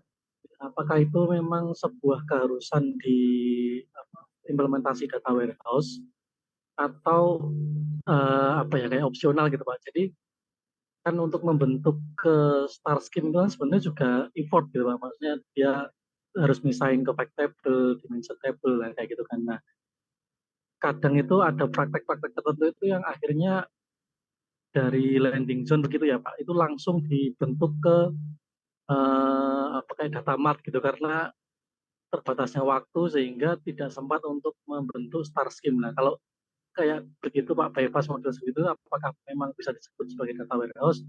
Ataukah memang yang disebut data warehouse itu harus ada star scheme dan jenisnya itu Pak? Gitu Pak. Ya, ini bagus sekali ya. Jadi, ya itu tadi yang saya sampaikan. Kadang-kadang theoretical ini perlu dimodifikasi pada saat aplikasinya, implementasinya. Tidak 100%. Ini kan paradigma. Ya, jadi metode lah atau model ya. Ya kan ini modelnya ini star scheme ya. Kalau kita mengikuti model star scheme ya nanti setiap atribut dari apa yang main dimension itu, dimensi utamanya itu dia akan dideskripsikan setiap atributnya ya satu persatu ya akan membentuk seperti star ya itu pun dikatakan hanya seperti saja artinya tidak betul-betul star gitu ya. Nah, kalau misalnya ternyata di prakteknya ada metode lain ya ataupun mungkin nggak mengacu kepada metode tertentu tapi applicable ya artinya memang bisa digunakan dan solve the problem ya dan dia juga cepat ya kenapa tidak itu aja. Kalau dalam praktek itu kadang-kadang kita memang perlu creative thinking ya as long as itu tidak mengakibatkan kerusakan data artinya begini nanti ada missing data gitu. Soalnya kalau kita nggak mengikuti satu prosedur tertentu, ya kadang-kadang nanti ada warehousing ya yang mungkin terlepas gitu, karena kita nggak mengikuti proses yang seharusnya dilakukan. Itu saja. Selagi dia nggak ada error ya, nggak ada kesalahan, semuanya eh, apa namanya well perform ya, semuanya baik, ya oke saja, nggak ada masalah. Kalau di praktikal seperti itu, begitu. Tapi kalau lebih baik kalau kita mengikuti satu model tertentu, ya karena itu akan menjamin pada saat problem solving, ya, mencari penyelesaian kalau terjadi masalah, itu akan lebih mudah karena ada guidelines-nya, ada cara-caranya, SOP-nya lah gitu, ada SOP-nya. Itu saja bedanya. Kalau yang kita ad hoc, ya based on experience, ini nggak perlu star scheme lah, langsung aja ya dari database yang ada masukkan setiap atributnya itu nggak perlu ngikuti betul-betul tapi selagi kita boleh mengontrol semuanya dan memastikan minimum error ya errornya kecil ya nggak ada masalah ya karena kan perusahaan itu kan maunya menggunakan selesai dia nggak nggak peduli mau star scheme mau apa pokoknya taunya efisien ya kan efektif sudah selesai tercapai tujuannya. Nah, perusahaan kan begitu. Organisasi begitu. Dia punya misi visi, punya target. Nah, itu tercapai target caranya bagaimana silahkan dipikirkan kan gitu.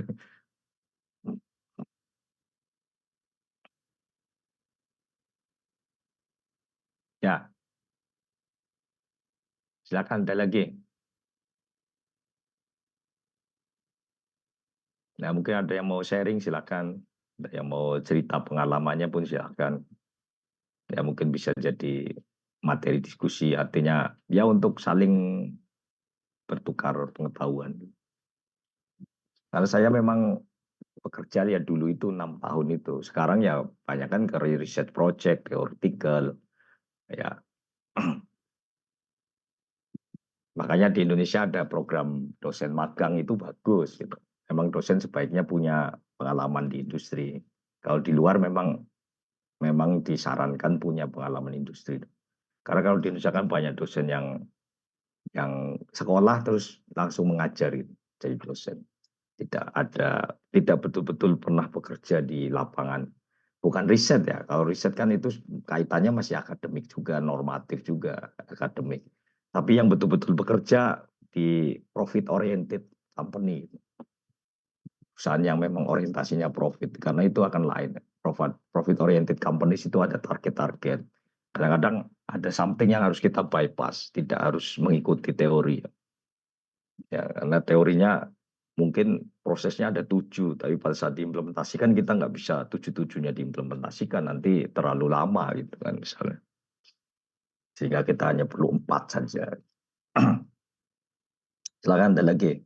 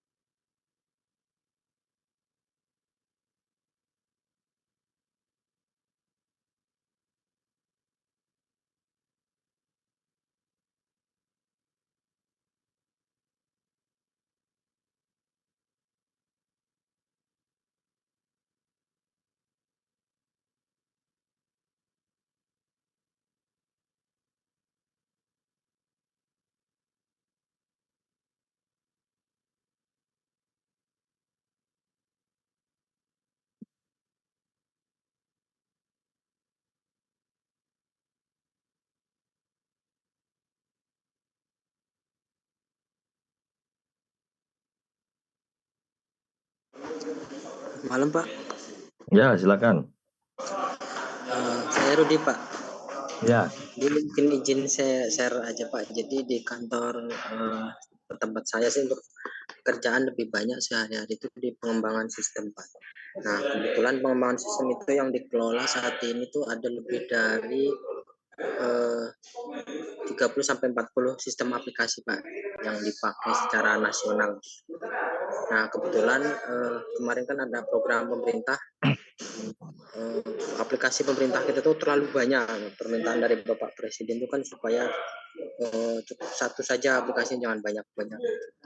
Nah di kita itu mau dibuat semacam sistem smart application, artinya satu semacam dashboard di situ yang isinya seperti Google ya Pak. Oh ada aplikasi ini kita tinggal klik ini lari kemana, klik ini lari kemana gitu. Nah, di tempat kami juga sekarang sedang menuju ke sana dengan berbagai macam data Pak. Di sana ada data penerimaan, data pengeluaran, data aset pemerintah, data belanja pegawai, kemudian data berkaitan dengan jabatan.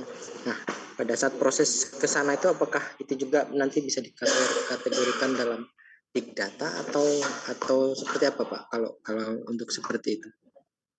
Baik, ya ini coveragenya nasional ya atau provinsi atau apa? Nasional. Nasional. Iya, kalau nasional sudah jelas itu. Nasional kan penduduk Indonesia kan di atas 270 juta lah katakan. Itu jelas akan meng-create big data itu. Karena dari kuantitinya sendiri sudah 270 juta. Belum atribut-atribut setiap personnya kan, setiap orang. Ya kan atributnya. Data kependudukan aja satu provinsi aja sudah kompleks itu. Ya kan, apalagi kalau nasional. Ada lebih dari 30 provinsi ya, dengan berbagai atribut ya yang variasinya tinggi ya, jumlahnya banyak ya, dan memerlukan kecepatan akses ya, itu sudah jelas memenuhi kriteria big data. Jadi memang itu big data, dan tadi itu sebetulnya one stop solution ya, katakan begitu. Dia kan maunya satu platform tapi nanti dia bisa ke mana-mana ya kan, bisa ke ya dengan metode SSO, tinggal second itu. Ya betul ya, itu memang banyak sekali sekarang, memang kebanyakan seperti itu ke SSO. Itu di Saudi juga begitu SSO. Jadi nanti dari situ akan semua kementerian masuk di situ.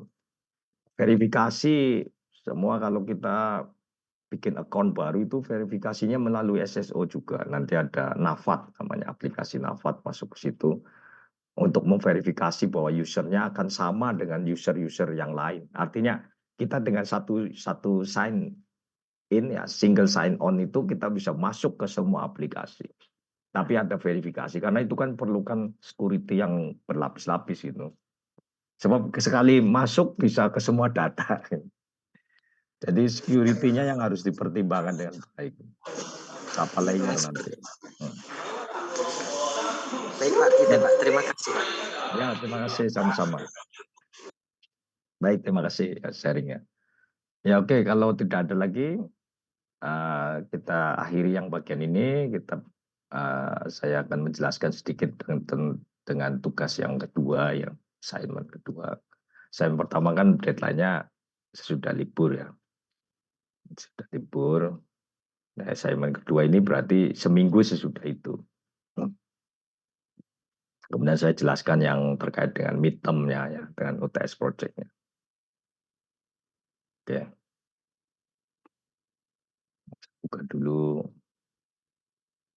slide-nya apa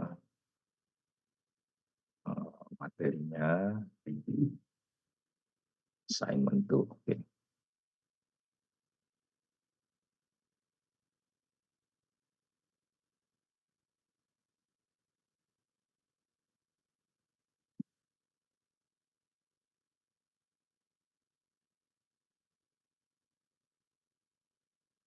Maka terlihat di sana.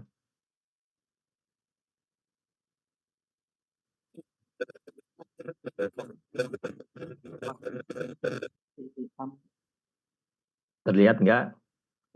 Belum Pak, belum terlihat. Belum ada Prof. Oke, saya ini lagi.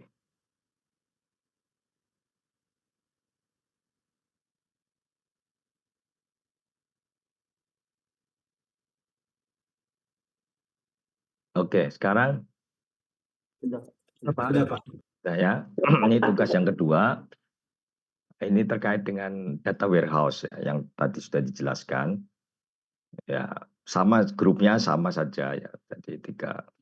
Nanti ditulis ya grupnya di WhatsApp itu membernya grup 1, 2, 3 sampai dengan berapa?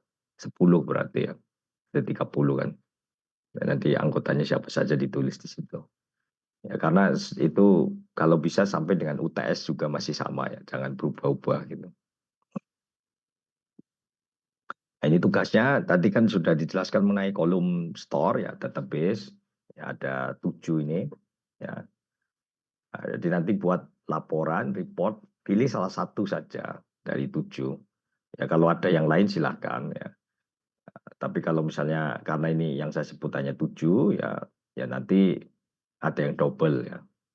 Yang double itu tentunya tidak lebih dari 3 ya. Artinya ada yang hanya 2 kali kan gitu misalnya, atau Google Streamable 2 kali.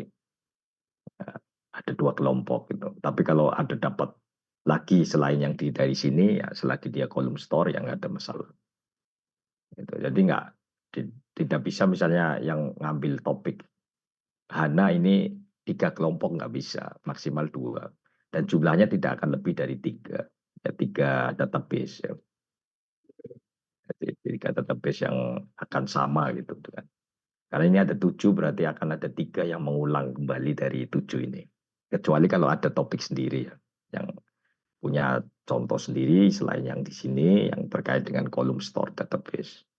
Ya buat laporan ya ini minimum kontennya ini ya, introduction ya, features-nya, function-nya, requirement-nya, installation-nya. Kemudian example of the application. Ya, example of application-nya ini kalau bisa ada execution-nya. Ya, minimum execution. Tapi kalau nggak bisa ya berikan contoh tapi secara jelas ya, secara terperinci. Jangan example of application terus nanti database terkait dengan ini. Itu hanya betul-betul kalau itu cuma menyebutkan aja. Example of application di sini adalah detailsnya secara detail aplikasinya, contohnya seperti apa. Ya untuk apa misalnya data kependudukan ya untuk apa mengetahui kependudukan dan sebagainya. Diberikan contoh nyata aplikasinya bagaimana. Ya ini Nah, kemudian ya bikin laporannya, ya seperti instruction yang ada di e-learning ya. Laporan kemudian slide presentasinya. Ya, jelas. Ini yang tugas 2. Ada yang mau tanyakan silakan. Yang maaf Pak, yang example application itu semacam database-nya itu eksekusi atau apa? Ya, kalau bisa sampai eksekusinya. Kalau nggak Berarti, dapat ya minimal ya keterangan secara terperinci proses aplikasinya itu. oh ya maksud saya itu misalnya melakukan perintah select, delete, insert atau yang seperti itu bukan Pak? Iya. Aplikasi bukan itu proses. Contoh penerapannya vertikal store misalnya ya, column store ini dipakai untuk apa? Kemudian contoh database-nya seperti apa? Oke baik Pak. Bukan komannya, bukan koman ya, koman untuk perintah seperti select tadi kan, copy data dan sebagainya, enggak, bukan itu. Oke Pak, siap Pak. Ya, silakan ada lagi. Ini bisa diambil dari itu ya Pak, dari apa, review jurnal atau yang udah pernah dilakukan orang lain, atau kita melakukan sendiri? Ini ya kalau teoretikalnya bisa ambil dari yang sudah ada. Cuma kan proses example of application-nya ini ya kita harus cari sendiri bagaimana gitu. Karena kalau yang di jurnal kan nggak ada eksekusinya. Cuma ada hasil tampilan kayak gitu aja. Cuma kalau yang kayak introduction itu kan memang bisa diambil dari referensi kan. Pengenalan kan. Function-nya atau feature-features-nya juga ada dalam theoretical itu ada. Requirement-nya juga ada ya. Jadi apa persyaratannya hardware, software, bagaimana kan. Installation-nya, apa proses instalasinya, proses install-nya, apa kolom warehouse, kolom database ini bagaimana. Kemudian contoh aplikasinya. Jadi yang dari introduction sampai installation ini bisa cari sumber. Ya, cuma yang installation ini kalau bisa dicoba karena dia prosesnya kalau mencoba akan lebih detail dan bisa untuk bikin contoh aplikasinya. Itu kalau kita hanya melihat dari teoretikal aja kan kita berarti nggak mencoba gitu kan.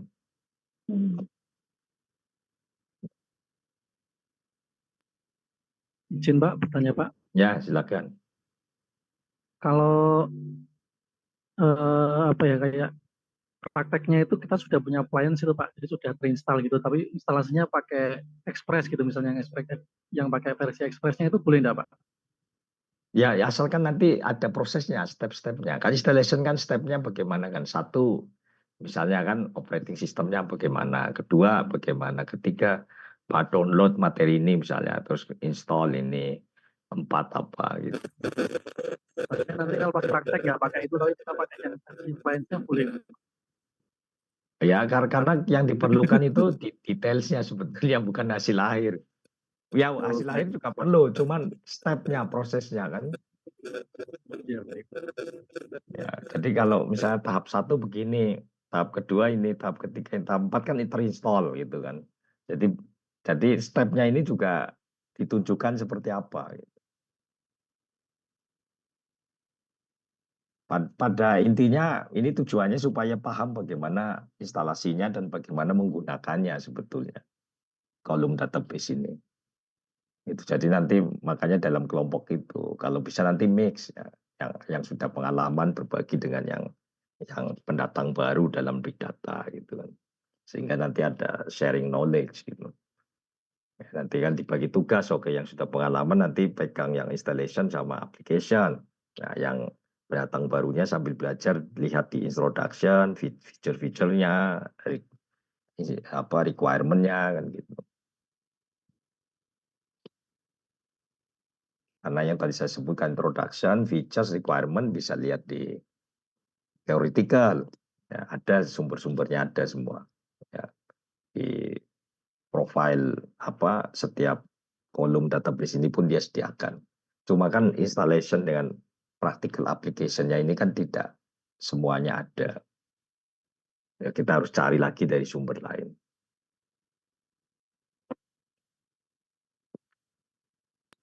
Oke. Ada lagi, silakan. Oh iya Pak, itu kenapa tidak ada MySQL sama Oracle Pak ini Pak di pilihannya? Nah itu makanya saya kan tadi sebutkan, MySQL itu kan sebetulnya common database, itu database yang paling dasar itu kan MySQL. Nah ini sudah ke arah big data yang column store. Oh bedanya itu Pak ya? Ya, MySQL itu basisnya, dasar dari semuanya. Oke siap Pak. Pak ini berkelompok atau individu ya Pak ya? Ini kelompok ini kelompok, tugas-tugas semua kelompok ya. Kelompoknya sama, jangan berubah-ubah ya. Soalnya untuk memudahkan nanti penilaiannya, kalau berubah-ubah nanti kan saya lihat lagi ini yang mana ya. Kalau satu kan langsung ini nama ini kelompok ini. Oke Pak, makasih Pak. Ya. Silakan ada lagi. Sebelum saya menginjak ke yang kedua ini tugas UTS ya. Saya kira ini jelas ya, tidak maksudnya nggak complicated gitu. Instruksinya jelas. Ininya list dari kolom database-nya pun sudah disediakan di sini. Jadi kalau bisa nanti langsung disebut aja, oke kelompok 1 vertika, kelompok 2 Sybase gitu, kelompok 3 ini. Nanti kelompok 2 ngulang lagi misalnya HANA, kelompok 2, kelompok 8. Kemudian kelompok 9 Google Dreamers misalnya, kelompok 10 Monet Database misalnya. Kalau bisa nanti di WhatsApp langsung ditulis aja kelompok 1 pilih ini, nomor 1, kelompok 2, nomor 3. Jadi nggak ada yang duplikat ya, kecuali kalau sudah 7 sudah terpenuhi semua. Jadi kalau semua sudah sampai 7, nanti yang 8, 9, 10 akan ngambil lagi dari yang sudah ada di sini. Atau kalau punya yang lain silakan. Oke, paham ya? Ini ya. Oke, saya tutup. Sekarang yang midterm project-nya. Nah, mungkin nanti sesudah libur saya akan jelaskan lagi terkait dengan ini. Dan midterm project ya, terutama dengan apa terkait dengan review ya, paper review. Oke.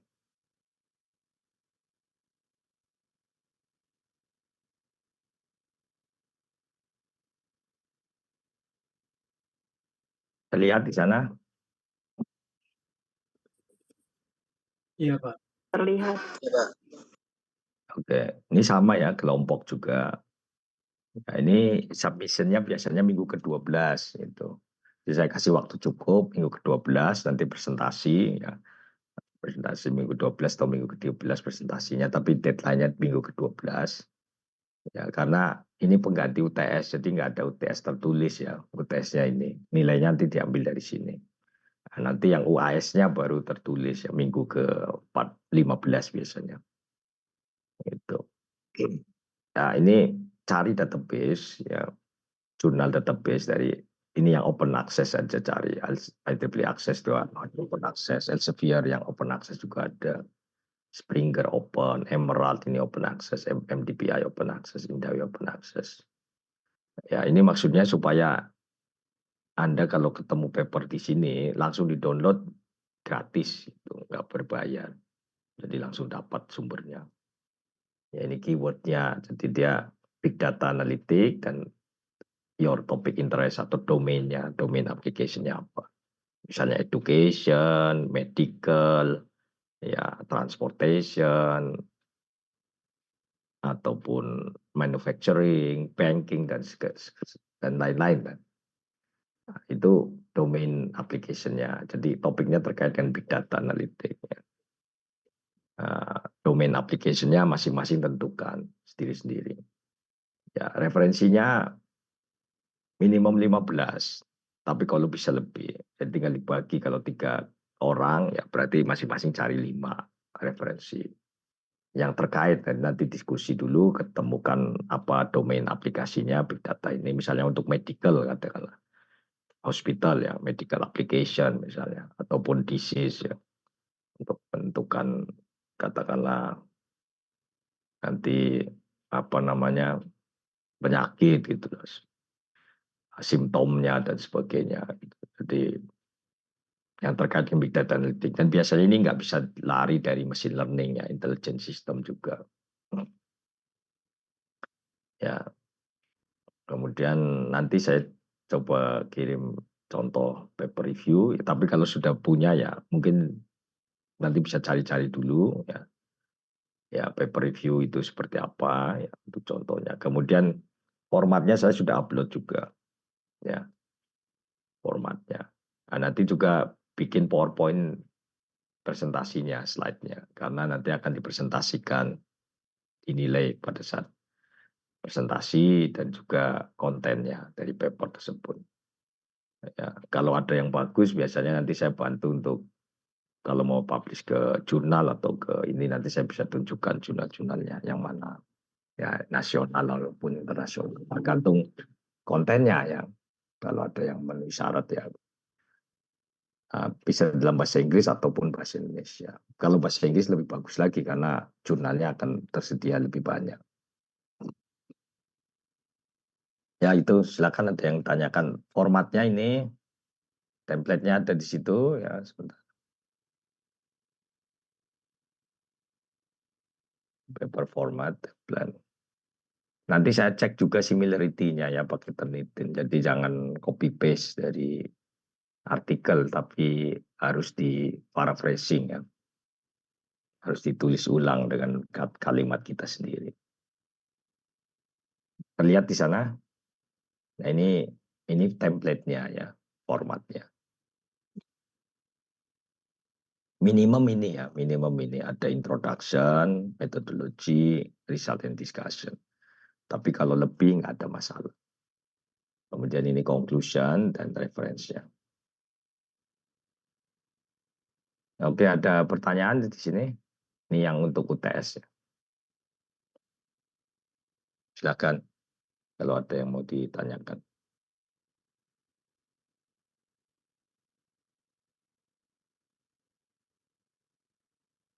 Saya kira sudah ada juga mungkin tugas dari mata kuliah lain kan untuk membuat review paper.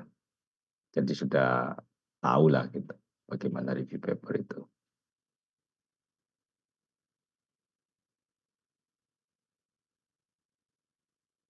Kalau mau lihat contoh, sebentar. Nanti bisa download aja langsung ini yang punya saya ya.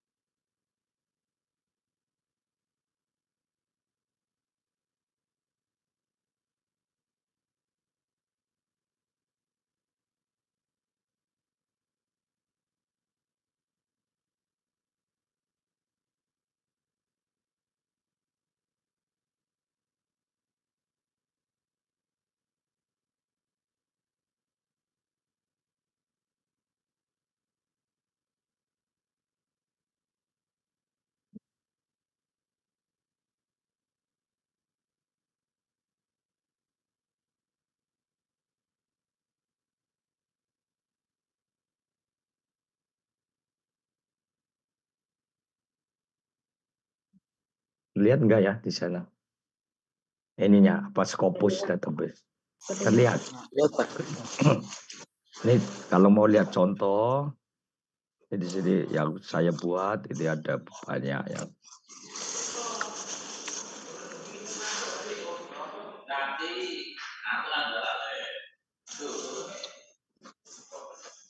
Nah, ini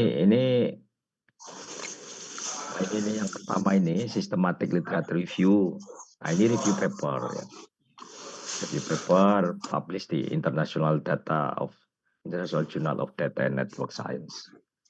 Nah, kemudian ini review paper juga ini. Based from electric vehicle bibliometric analysis from 1995 to 2023.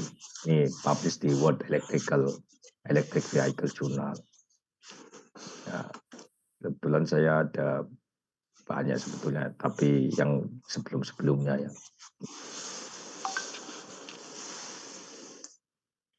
Yang apa namanya, yang review paper.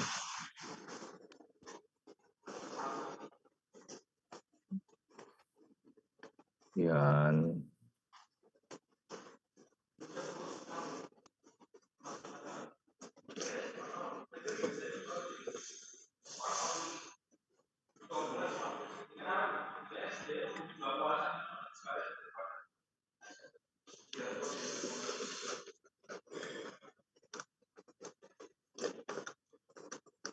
nah ini review paper juga ini. Motion analysis for moving object detection from UAV aerial image review. Nah, ada lebih lah dari 5 sampai 10 papers terkait review. Nanti bisa cari contoh, ini juga conceptual framework dynamic path planning system for simultaneous localization and mapping. Ini juga review paper.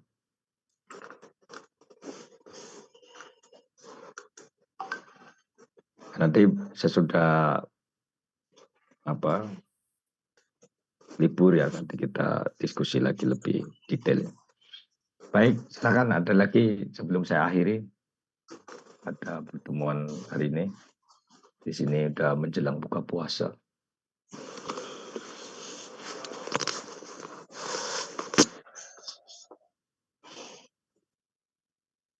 Silakan sebelum saya akhiri. Udah jelas semua? Tadi yang saya terangkan apa terkait dengan tugas itu, assignment 2 dan review paper. Udah jelas ya? Siap, Pak. Ya, oke. Nanti kalau ada yang mau tanyakan silakan, bisa di grup juga, bisa WA ya. Oke, kalau udah ada lagi ya saya akhiri pertemuan ini. Hari ini kita ketemu lagi sesudah libur ya. Ya, terima kasih atas perhatiannya dan selamat hari raya ya. Masih seminggu lagi kan? Iya, Pak. Lebaran kan mudik ini. Mudik, banyak yang mudik atau sudah pada mudik? Mudik, Masih pada Pak. kerja, Pak. Oh, kerja, masih kerja. Liburnya nanti hari apa? Besok. Jumat. Jumat, Pak. Jumat ya. Jumat mulai pada mudik ya, yang mau mudik pulang kampung. Oh ya. Kayak lebaran di sini, lebaran di Saudi. Bapak nggak mudik, Pak, ke Brebesnya? Enggak, saya lebarannya banyak di luar Indonesia ya. Pernah di Saudi, pernah di Inggris, pernah di Taiwan, pernah di Malaysia, pernah lebaran. Di Indonesianya enggak banyak lebaran, dulu aja waktu masih di Indonesia. Luar biasa, Pak. Nah, jadi merasakan lebaran di negeri orang. Beda, lebaran memang enak di Indonesia. Terasa nuansanya gitu. Ada feeling lebaran. Kalau di sini kan enggak. Orang ya lebarannya biasa aja. Cuma libur. Ya, kalau kayak di Taiwan itu lebaran saya masuk kelas seperti biasa. Kuliah biasa, nggak ada lebaran. Kalau di Saudi, di Malaysia libur lebaran. Cuma nggak seperti di Indonesia ramai orang mudik ya. Di Malaysia ada orang mudik, cuman kan karena jumlah penduduknya nggak sebanyak di Indonesia ya, macet juga, cuman nggak separah di kita. Itu ya saya kira cukup, dan selamat berlibur ya. Selamat Lebaran Idul Fitri bagi yang merayakan. Ya, terima kasih. Assalamualaikum warahmatullahi wabarakatuh. Dan selamat malam. Waalaikumsalam warahmatullahi wabarakatuh. Terima kasih, Bang. Terima kasih, Pak.